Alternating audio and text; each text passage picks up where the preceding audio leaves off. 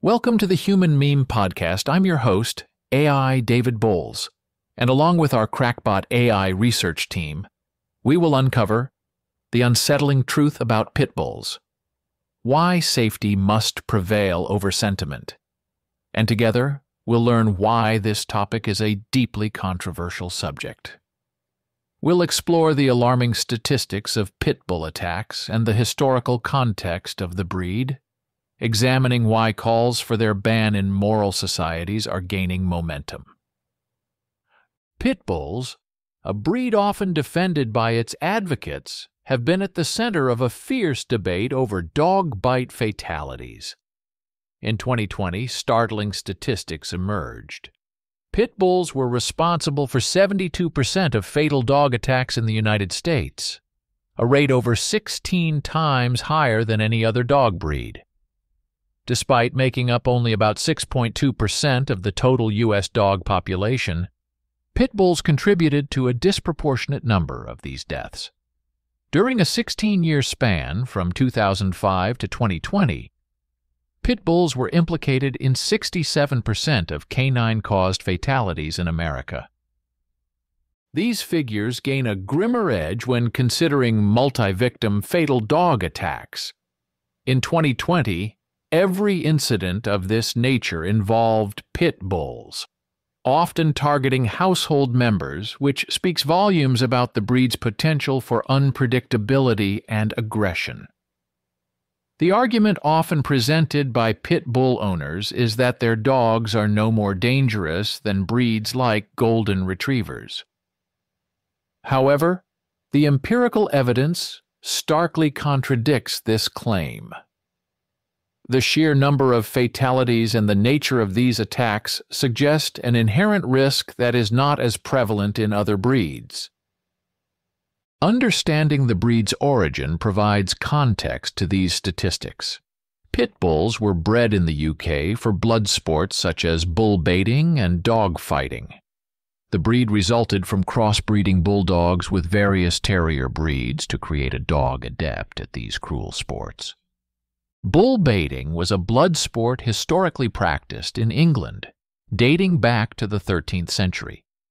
It involved setting dogs, often bulldogs, to harass and attack a bull tied to a post.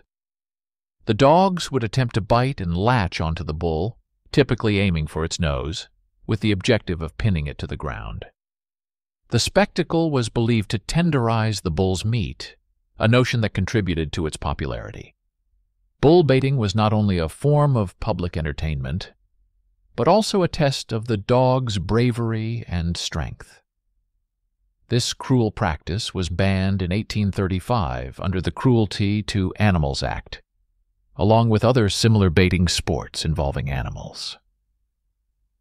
Pit bull dog fighting is an illegal and inhumane practice where dogs, typically trained and bred for this specific purpose, are pitted against each other in a fight for entertainment and often gambling.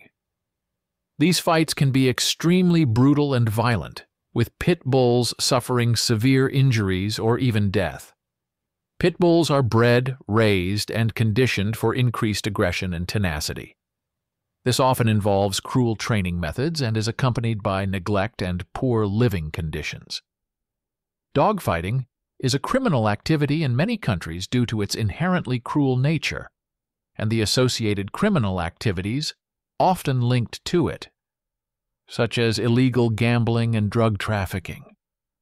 Dog breed-specific legislation, BSL, notably pit bull bans, exists in numerous countries around the world, including Argentina, Denmark, Ireland, New Zealand, and Switzerland.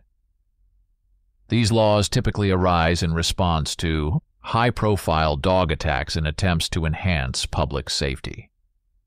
In Argentina, the list of dangerous breeds under their national dangerous dogs legislation includes American Staffordshire Terriers or pit bulls. Law 24.702 obliges owners to meet several requirements, including obtaining municipal authorization, civil liability insurance, veterinary certification of good health, and maintain measures to prevent escape. Denmark is known for strict BSL. In 2010, It banned 13 breeds, including the American Staffordshire Terrier, the Pit Bull Terrier, and crosses thereof. The law forbids breeding, importing, or selling these dogs. If an individual owns one of the banned breeds, the dog must be muzzled and leashed in public. In Ireland, regulations under the Control of Dogs Act 1998 put Pit Bull Terriers in the specific breeds category, making them subject to stricter rules. These dogs have to be kept on a short lead by a person over 16 years old, securely muzzled, and wearing a collar with the name and address of the owner inscribed. New Zealand's Dog Control Act 1996 classifies the American Pit Bull Terrier as a menacing dog, with implications for how these dogs must be controlled. They must be muzzled when in public spaces, and local councils may order a menacing dog to be neutered.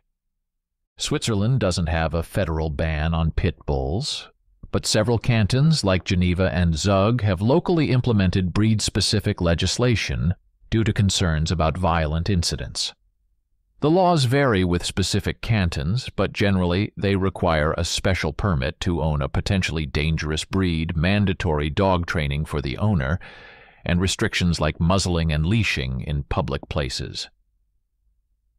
The UK government has implemented a ban on XL bullies, a type of dog breed that includes the American Bully XL. This ban, effective from December 31st, 2023 in England and Wales, categorizes XL bullies under the list of dangerous dogs. This means it will become illegal to breed, sell, advertise, exchange, gift, rehome, abandon, or allow these dogs to stray. The ban doesn't apply in Scotland or Northern Ireland yet. An XL bully, the largest of the American bully types, is not a registered breed with the Kennel Club in the UK. It is a crossbreed derived from several different dog breeds. The government has established specific criteria for identifying an XL bully, which include the size of their head and muzzle, their build, and their height and length. The specified minimum height is 20 inches for adult males and 19 inches for females. Owners of XL bullies must adhere to several regulations, including applying for a government exemption scheme and paying for a certificate of exemption. Additionally, these dogs must be microchipped, neutered, kept on a lead and muzzled in public places, securely contained to prevent escape, and covered by third-party public liability insurance. The owner must also be at least 16 years old. After December 31st, 2023, breeding, selling, abandoning, or giving away an XL bully will become illegal. If puppies are born after this date, owners must either keep them or have them euthanized by a veterinarian. In the face of an attack by a pit bull, the advice is clear and sobering. Your main focus is to stay calm, collected, and confident. Pit bulls can sense fear or anxiety, which might provoke an attack. If a pit bull approaches you, avoid direct eye contact, as it might feel threatened and in turn become hostile. Never run from a dog. Running can ignite a dog's instinct to chase and attack. Should you find yourself being confronted by an aggressive pit bull or other dog, appear larger by standing tall and opening your coat or jacket if you're wearing one. Use a deep, firm voice to command the dog to go away. Avoid screaming or high-pitched sounds, which might escalate the situation. Simultaneously, if you have anything with you like a bag, water bottle, or umbrella, put it between you and the dog as a barrier.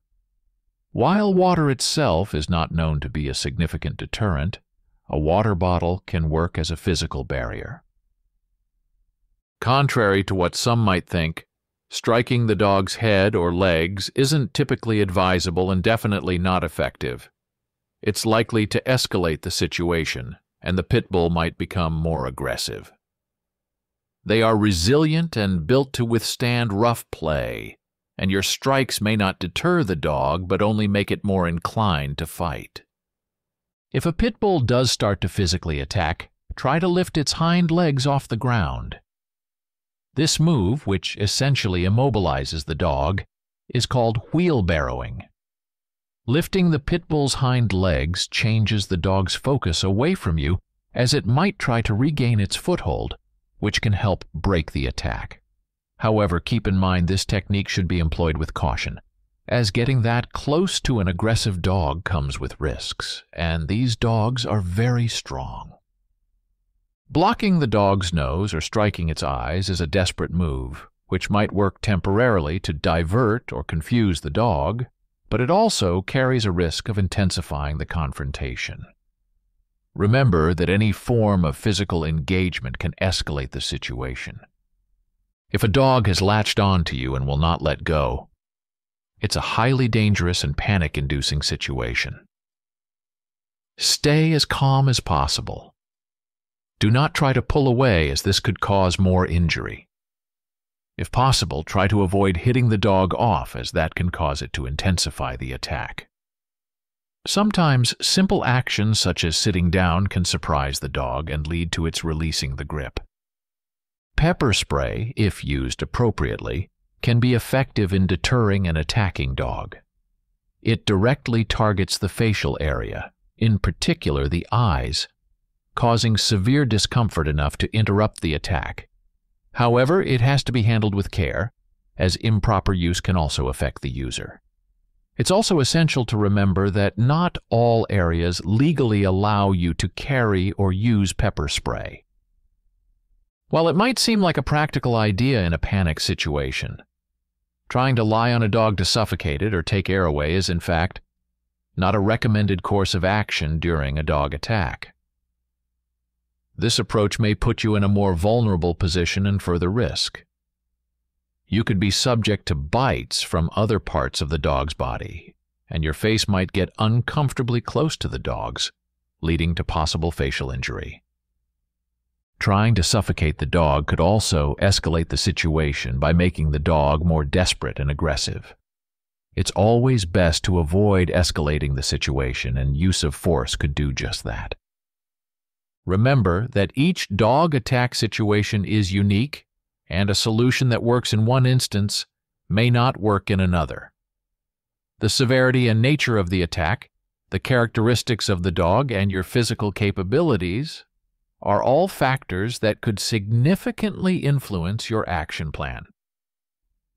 Finally, after an attack, immediately seek medical attention.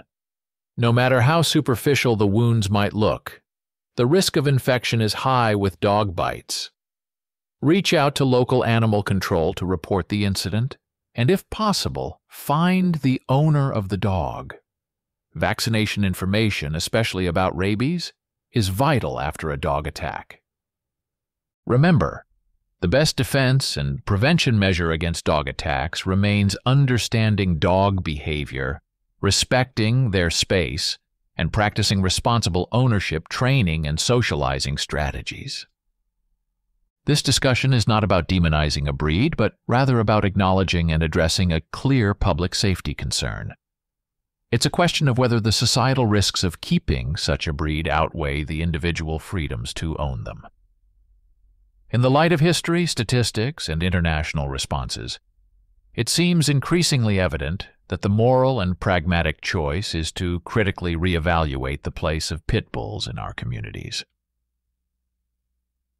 It's also vital to understand the types of people who choose to own pit bulls. The want to own this breed can be multifaceted. Some may seek pit bulls for their reputation as strong, protective dogs, while others are drawn to their aggression and refusal to back away from an attack. However, this brings us to a crucial point: the responsibility that comes with owning a breed known for its strength and potential for aggression. It is a responsibility that should not be taken lightly, considering the breed's history and the statistics we've discussed. It raises the question: what should be the criteria for owning such a powerful breed? Should there be mandatory training, strict regulation, or perhaps a complete rethinking of whether such breeds should be domesticated at all? In our society, where the safety of the community often takes precedence over individual preferences, the case of pit bulls presents a complex challenge. It's a balancing act between the rights of individuals to choose their pets and the collective right to safety and peace of mind. This conversation, therefore, is not just about pit bulls. It's about our values as a society, our understanding of public safety, and our relationship with the animal world. Thank you for joining us on the Human Meme Podcast, where we confront the hard truths and navigate the complexities of our shared human experience. Until next time, keep questioning, keep learning, and always stay humane. I'm AI David Bowles, wishing you a kind day and a safer tomorrow. Be a human meme.